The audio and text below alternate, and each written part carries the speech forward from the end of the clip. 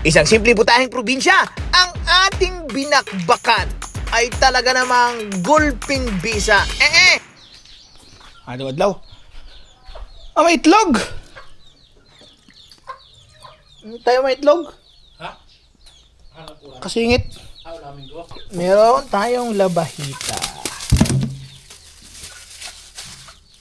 Blue Marlin. Ano kayo masarap na luto din yan?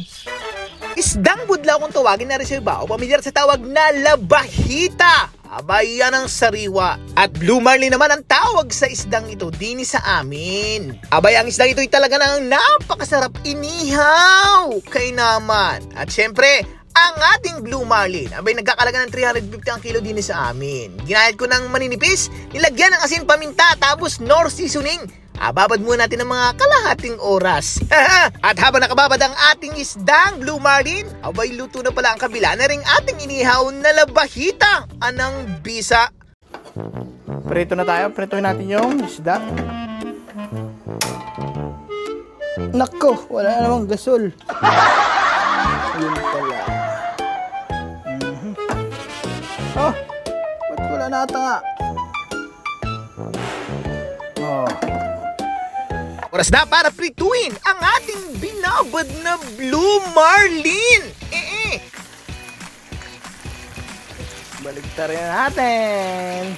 Pula ng inyaw. Yeah.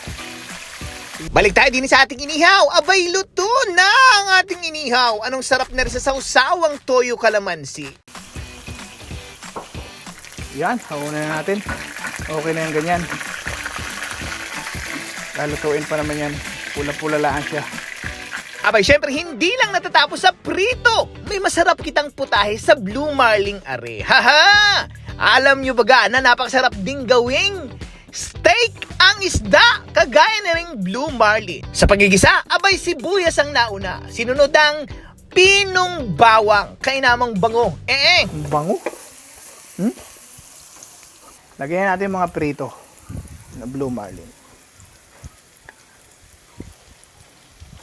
Yun! At pagkatapos may lagay ang prito, isinunod naman ang pangmalakasan nating sarsa. Anang bisa ni Re, isda na ginawang steak. Hoy! Anang ginwaha. Naglagay ng kausin tubig at ang asukal, pambalansin ng alat. O di ba? At ang huling pangwakas, abay sibuyas na pula. Ano pa? Kain na. At bago magkalimutan, abay shoutout dyan kay Carl Nino de Silva ng Laguna. Aha! Anang bisa. O ano pa? Kain na! Anang ginwaha.